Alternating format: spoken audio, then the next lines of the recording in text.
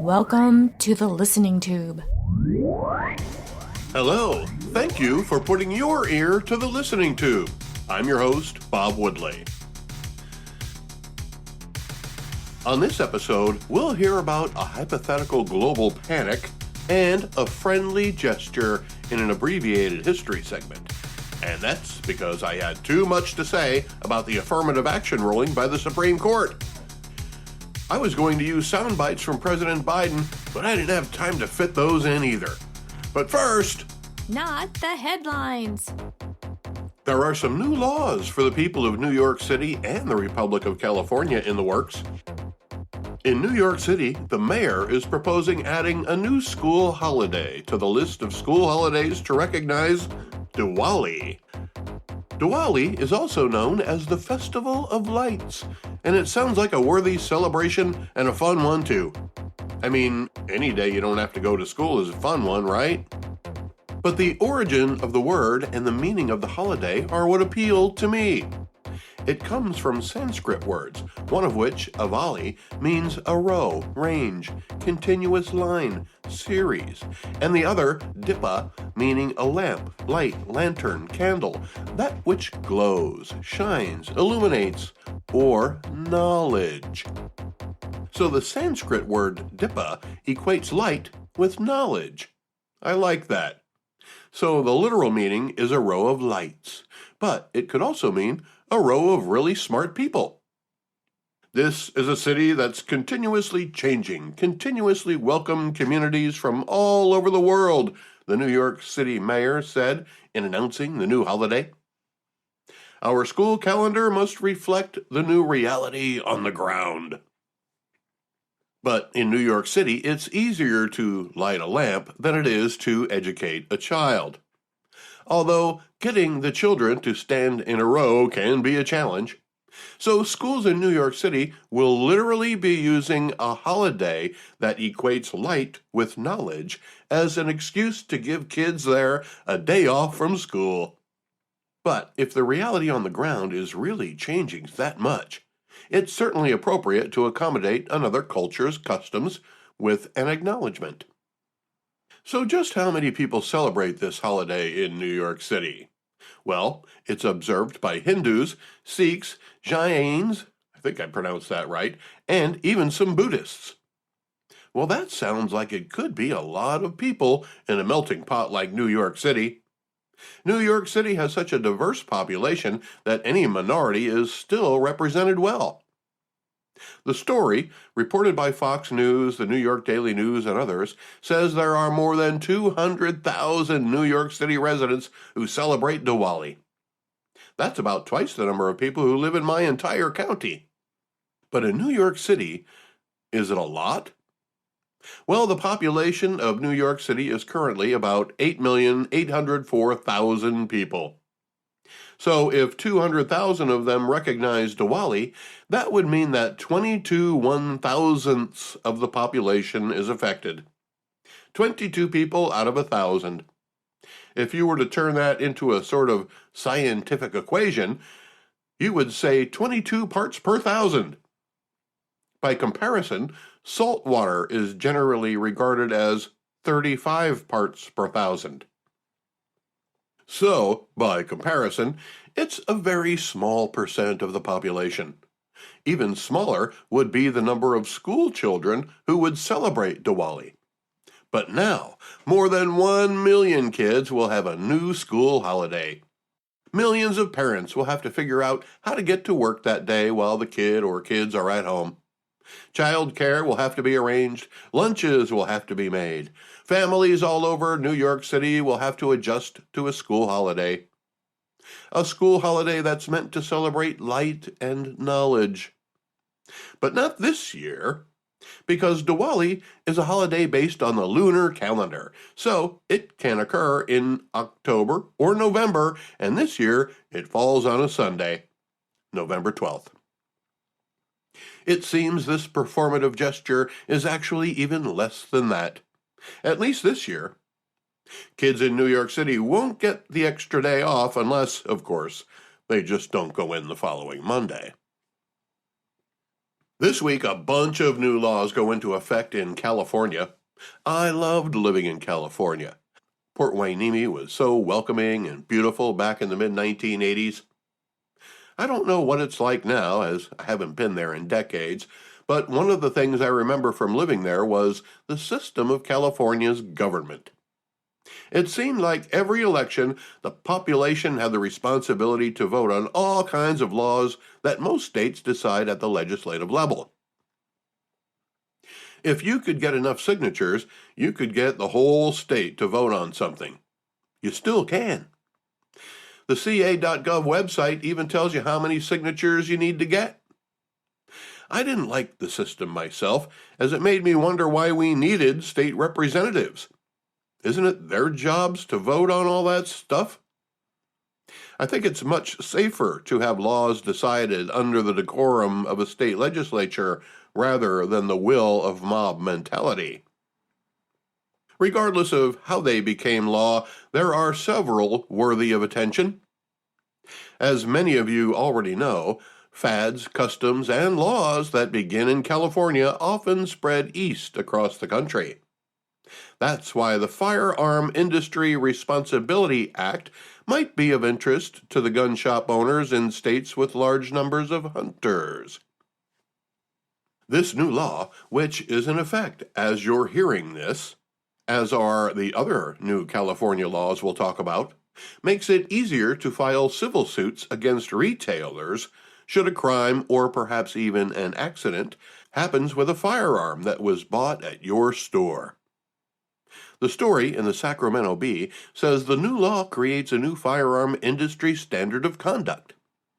But then it goes on to say that firearm dealers will be required to establish and enforce practices that would prevent the sale of guns to traffickers, anyone else who's not allowed to own a gun, and anyone the shelter would have reason to believe is a risk to anyone, including themselves.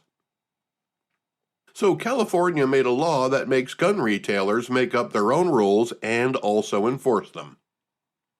Then it makes it easier for anyone who is a victim of a gun crime, public officials, and the Attorney General to file lawsuits against the industry members for violations of their own rules. Now you might be thinking, well, gee, Bob, if the gun stores can make up their own rules, it should be easy to follow them. And you would be right. But that's not the most important part of the new law. That just puts more unfunded mandates on the gun retailers in order to harm them financially and add layers of red tape. It doesn't really matter what rules they come up with. It's only meant to add to the complexity of selling guns in the first place, to discourage more people from opening gun stores. Plus, it adds more ways for mistakes to happen for which the retailer can be held responsible. For example, let's say a man displays a handgun in a bar or on the street, and somebody calls the police. The guy is arrested for brandishing a weapon, made to pay a fine, and is set free. A week later, there's a 2-paragraph story about it in the local newspaper's police blotter section. Should that person be allowed to buy another gun? Is the publication of the story in the newspaper enough to provide probable cause that a gun dealer would or should be responsible to know? The ambiguity of the law leaves a lot of room to play with the livelihoods of those who legally sell guns in California. But there's one more part of the law that's even more ambiguous. The law prohibits the manufacturing, marketing, importing, or offering to sell any gun deemed abnormally dangerous. Now, despite earning my small arms expert ribbon in the Air Force in 1985, I'm not a gun expert. But I'd be willing to bet that any gun more powerful than a pellet gun could be found abnormally dangerous. A .22 caliber might just make it under the threshold. But other than that, pretty much all guns are abnormally dangerous. But hey, that's just my opinion. How much danger is normal? Who decides that? Which guns are only normally dangerous? Does it have to be able to blow my whole arm off, or does it have to hit a vital organ to be dangerous? The ambiguity is the minefield of the law. What will happen is, in California, a study will conclude that most gun deaths are caused by 38 caliber handguns. Then, statistically, 38s can be defined as abnormally dangerous because they have a higher death rate when compared to other normally dangerous guns. But then once the death rates for 38s drop below the second highest type of dangerous weapon, that weapon, let's say it's a 45, will then become the top killer and thus abnormally dangerous, enough to be banned from being legally sold. It's a brilliant but long-term strategy to ensure that someday only criminals will be able to buy guns in California. What else is on the docket? How about a law that permanently seals your criminal records 4 years after you've paid your debt to society and didn't get in any more trouble? Well, America is the land of opportunity and second chances.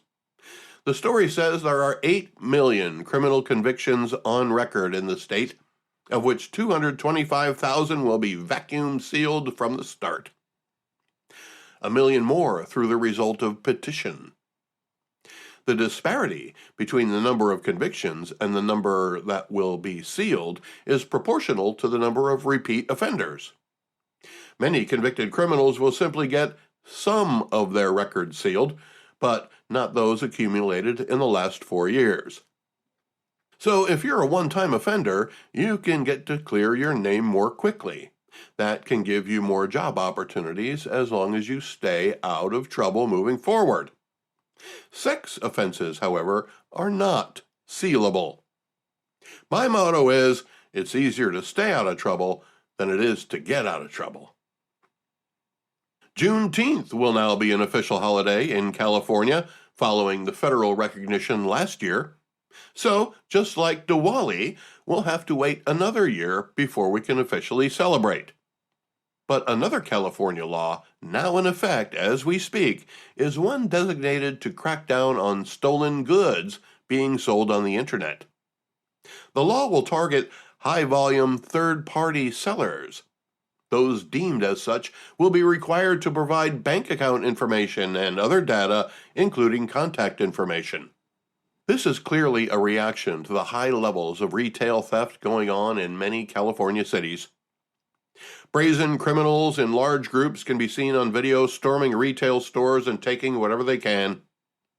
Many businesses simply closed up and left many urban areas. The theft then went high-end, with famous name boutiques and flagship stores being tested on a regular basis, knowing the employees are instructed to not intervene. The internet is certainly a convenient place to fence stolen goods, so California will try to keep track of who's stealing stuff based on how much stuff they're selling online. It's a shallow gesture meant to pacify those big-name retailers who are simply moving out of California altogether. It won't help, as the people who are stealing the merchandise will simply find another way to make it available to the willing buyers. In the meantime, the laws regulating theft will remain the same. The laws regulating theft are the reason for the theft in the first place. And in some places, even those laws aren't being enforced. Even if they were, the benchmark for prosecution is so high that nobody will ever be held accountable. Well, maybe the websites that enable the fencing, even though they have no control over what people are selling in real time. This is a prime example of ignoring the root cause of a problem and instead trying to regulate the resulting problems. There might not be any high-volume third-party sellers if there were better laws against stealing the stuff in the first place. When you tell the potential criminals that they can steal up to $900 worth of stuff, that's exactly what they'll do. Especially if they know they can probably go over that amount and still get away with it. When liberal district attorneys turn their backs on crime, the result is easily predictable. Trying to create laws that only deal with the aftermath is not only a waste of time, but also an insult to anyone who sees the real problem and how foolish it is to only treat the symptoms. Meanwhile, companies are leaving California. Stores are being boarded up. They cite the inability to keep their employees and customers safe. The food deserts and lack of competition result in higher prices for the products that are still locally available. Those who stay rely on package delivery, and even that service is threatened. Considering the social and environmental conditions in some of the most beautiful places in the United States of America, it may come as a surprise to hear that nearly half of the state's residents are considering leaving. A USA Today story points out that the high cost of living in the Golden State has become a deterrent to staying there. As a result, the population has declined for 3 years in a row. Even immigrants, who for a long time were a major contributor to California's population and diversity, have decided to move elsewhere. The story attributes the high cost of living to the demand for more housing. There aren't enough houses, so the ones that are there now keep getting more expensive. The part that I found interesting was that even though there are a record number of homeless people in California, even though there are more people there than there are places for them to live, even though there are empty office buildings and property is sold not by the acre but by the square foot, the biggest problem California has with housing isn't all the homeless people, but creating more purchasable homes. Homeless people are harder to count on a census, and as long as California's homeless aren't accounted for, its representation in Washington will diminish along with its population decline. At some point, California will be nothing more than homeless encampments surrounded by wealthy blind people. But California is certain that it can maintain or increase its population as long as they can create more homes that people can buy. The only way to do that is to sacrifice agricultural land. Agriculture is the protein of the California economy. The question is, how much agricultural land is California willing to give up to achieve their goal of stopping the exodus? The sad part is, while the goal of California is to maintain or increase their population, none of the proposed solutions addresses what can be done to make the people who are living on the streets part of the solution. California wants to attract more residents by finding places to build new homes in order to make them less expensive, while more than 100,000 people are living in tents on city streets and along public beaches. When you live in a socialist state, it's all about the tax base. That's why California's taxpayers are leaving in droves. What will be left? My guess is beautiful empty homes and the strip malls that come with them on what was once fertile farmland.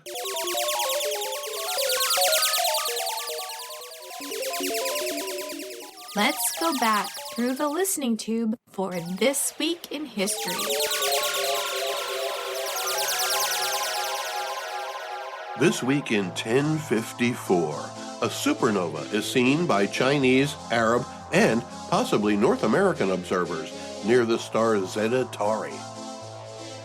For several months, it remains bright enough in the sky to be seen during the day. Its remnants form what we now know as the Crab Nebula. The Chinese and Arabs have records of it. But what we don't really know is what the people thought about it. Did they take it in stride? Did they panic? Did the novelty eventually wear off? It's fun to think about. Also fun to think about is what would happen today. Various religious groups would declare the end of the world. Various environmental groups would declare the end of the world. Various governments would appoint special committees to study the impending end of the world and how to pay for it, while the teachers' union won't go back to school until there are enough tinfoil helmets for everybody. This week in 1754, during the French and Indian War, George Washington surrenders Fort Necessity to French forces. I guess it wasn't that necessary after all. This week in 1776, the Continental Congress adopts a resolution severing ties with Great Britain, although the wording of the formal declaration is still being debated and put to paper with quill. It would be final and approved 2 days later, July 4th, the day the United States of America becomes an independent country. It will have to fight a war to keep it that way. Speaking of war, in 1863, this week the United States begins its first military draft. Exemptions cost $300. That would be about $7,200 today. Of course, you can't buy your way out of selective service today, but you can lie about an injury or get a psychiatrist to say you're crazy. When I was joining the Air Force, I had to convince a psychiatrist that I wasn't crazy. Go figure. Luckily, I was able to pull the wool over his eyes. Nice guy, though. He gave me a glaring review. This week in 1886, the people of France offer the Statue of Liberty to the people of the United States. The people of the United States would accept the generous offer while wondering, where the hell are we going to put it? This week in 1913, Confederate veterans at the Great Reunion of 1913, 50 years later, reenact Pickett's Charge. My wife and I visited one of the Gettysburg battleground sites recently that included a part that was under Confederate control at the time of Pickett's Charge, called Devil's Den.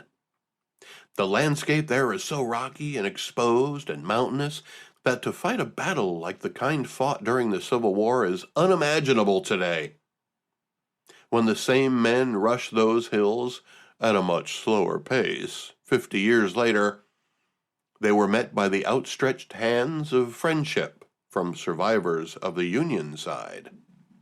If you've ever heard the phrase, best thing since sliced bread, it's because this week in 1928, the Chillicothe Baking Company of Missouri sells the first pre-sliced loaf of bread.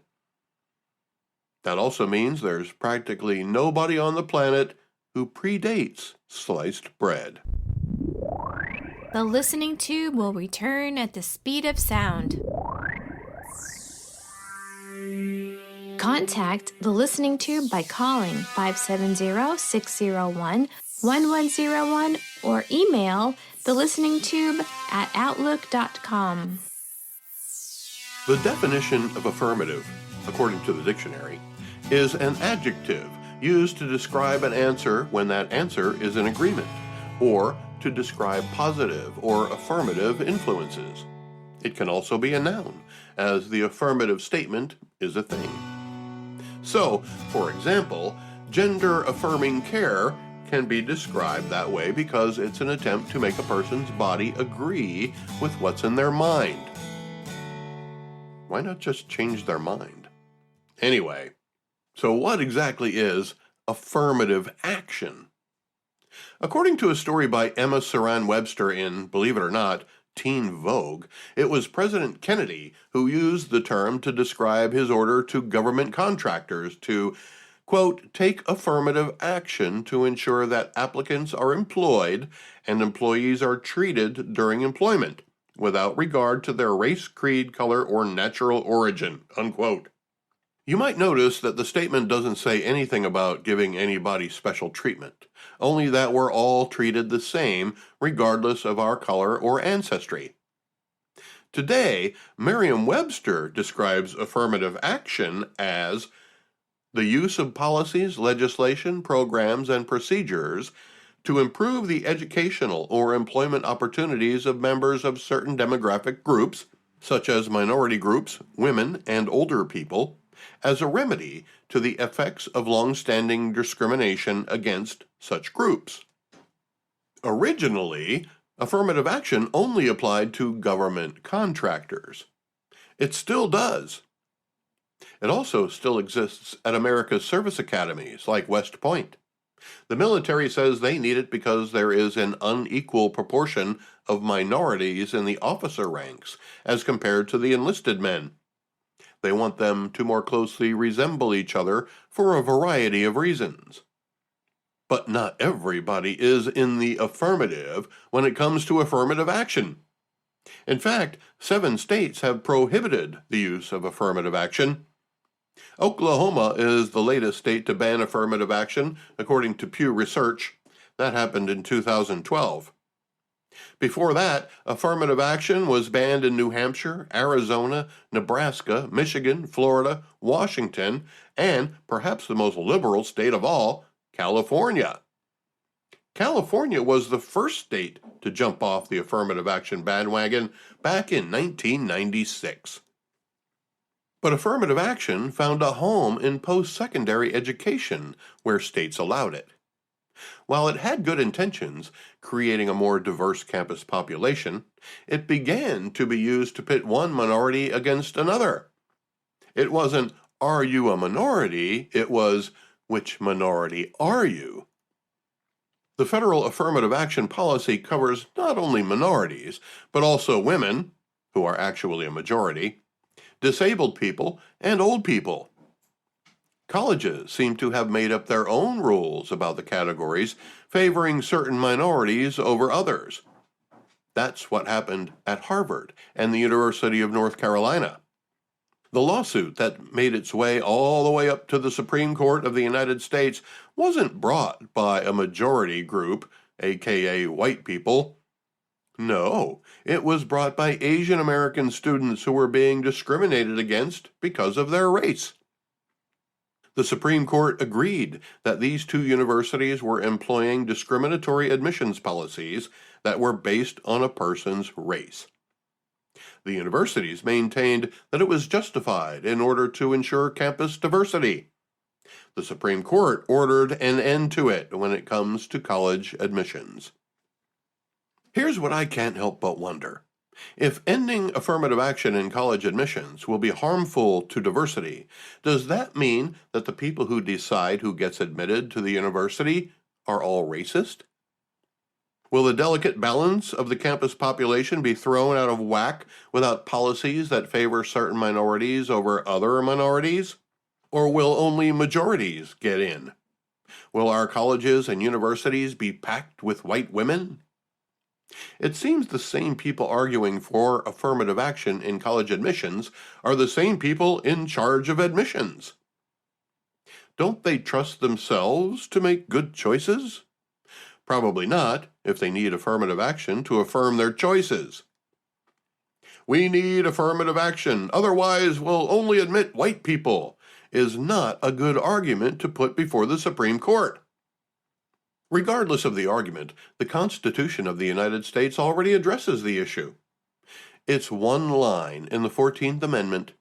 The 14th Amendment covers a lot of administrative stuff, but it starts with a definition of an American citizen and restricts states from making laws that impede the federal standards, and prohibits denying any citizen equal protection of the laws.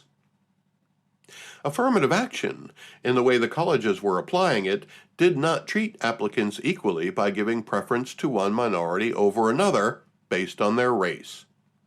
A majority of the Supreme Court recognized that, but 3 of them didn't. So what were their arguments for keeping affirmative action? Well, in dissent, Justice Sotomayor pointed out that the 14th Amendment doesn't impose a blanket ban on race-conscious policies. Some programs during Reconstruction were made specifically for recently freed slaves. Certainly they were needed at the time. She argues that color blindness isn't the objective of any equal rights law. The newest justice, Justice Jackson, who couldn't define a woman in her confirmation hearings, said this, quote, "With let them eat cake obliviousness, today, the majority pulls the ripcord and announces color blindness for all by legal fiat. But deeming race irrelevant in law does not make it so in life," unquote. Perhaps the new justice doesn't yet understand the job of a Supreme Court justice. Her let them eat cake comment indicates she sees the 6 consenting justices as ignorant of what's going on in the streets of America. Her pulls the ripcord comment makes me wonder if she reviewed any precedent cases, as this subject has come before the Supreme Court before in both 1978 and 2006, and that 7 states have already banned affirmative action. The last part of the quote, deeming race irrelevant in law does not make it so in life, paints Justice Jackson as an activist on the bench. The work of a Supreme Court justice is to interpret the law without regard to how it affects life, unless it's a state law restricting the pursuit of life, liberty, and happiness. I don't need your opinion about life, Justice Jackson. I need your opinion about law. That's your job. That's the job you wanted enough to sit there and stare blindly when asked what a woman is. If you want to be an activist, resign. To me, the saddest part of this whole decision is that, once again, one minority is being recognized while others are ignored. Nearly everyone who has a negative opinion about this case calls out how it may affect black people. But affirmative action was meant to also protect other minorities, women, old and disabled people. I haven't heard a single thing from any dissenters about how it might affect those other groups. The reason why is obvious. It was one of those other groups that brought the lawsuit in the first place. Asian Americans who felt affirmative action was not working for them, but against them. Affirmative action was being used as a tool by college admissions at Harvard and UNC to discriminate. In this case, discriminate against Asian Americans. So who was to benefit from the discrimination? Well, certainly not the old people. Probably not handicapped people. Women, as I've noted earlier, are a majority, not a minority. So who's left? It would seem to the dissenting justices and the talking heads on television that the only minority group left is colored people. People of color. Not me, though, because my skin's kind of pink. Wrong color. I guess there aren't any other minorities out there that will be harmed by this ruling. Does that mean affirmative action wasn't helping any other minority?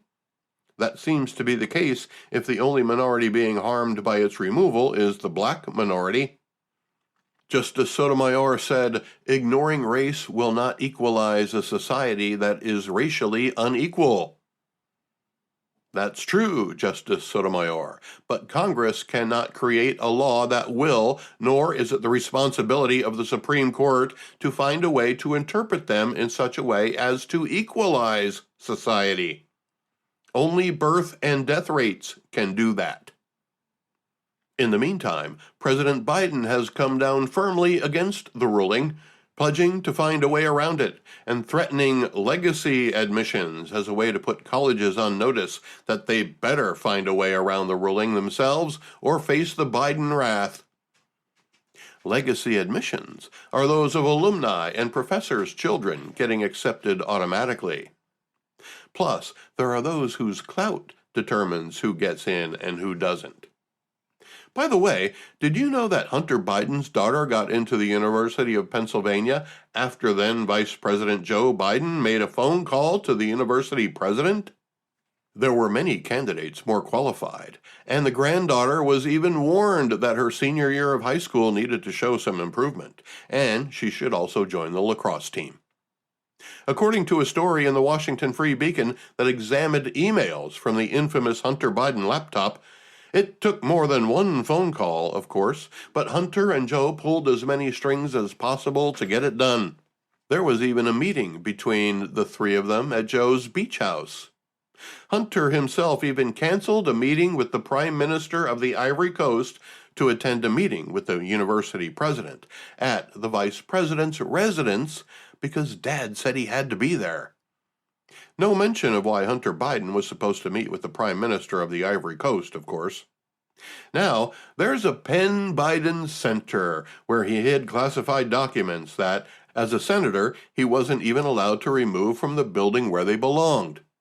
Oh, and that university president is now the U.S. ambassador to Germany.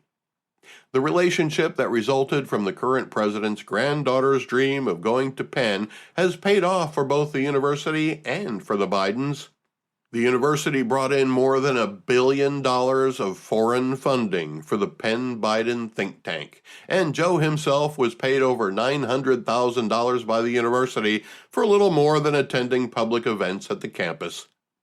Maybe President Biden feels guilty for depriving a more worthy student a slot at Penn, so he pretends to stand up for the same people he used his clout to outflank, while threatening to take away the same privileges from others.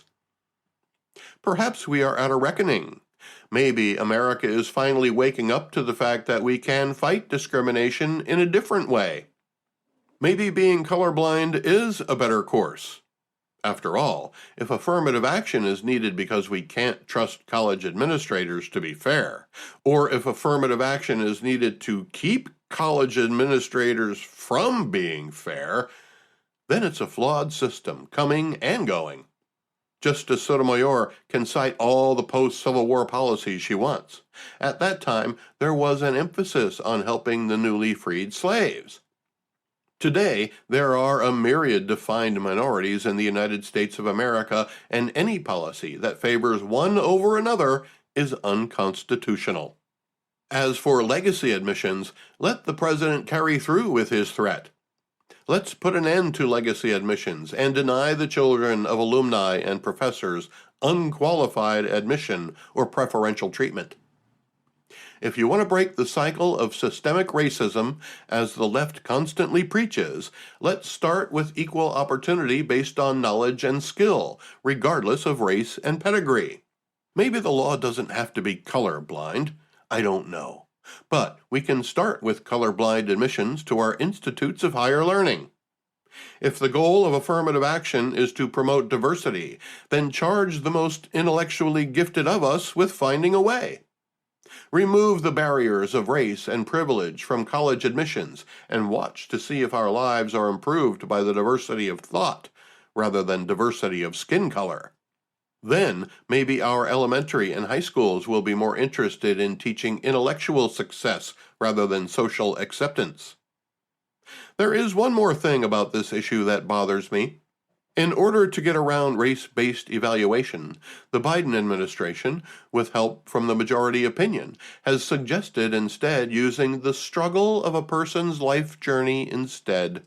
We can't judge you on the color of your skin, but we can listen to the horrible life you've had to endure to get this far. My fear is that if the race card is no longer valid in college admissions, but hardship is, then to what lengths will parents go to put their children through hardship in order to increase their chances of acceptance to a prestigious school? Will it result in abuse? How much sympathy will growing up in the ghetto get compared to found my school uniform to be humiliating? Let's face it, as long as there is a search for ways to admit anyone but the best and brightest a college can attract, there will be discrimination of some type. There will be discrimination against a minority to benefit another minority, or there will be discrimination to benefit a minority over a defined majority. There are many minorities that could suffer harm through affirmative action, and only one majority. That would be women. To keep affirmative action policies in an effort to protect minorities, old people, women, and disabled people would only be excluding one segment of our society: white men. Today's affirmative action isn't the affirmative action President Kennedy talked about. Kennedy's affirmative action was equal treatment for all when it came to employment and treatment thereafter. Today's affirmative action is a bitter remnant of what it was meant to be.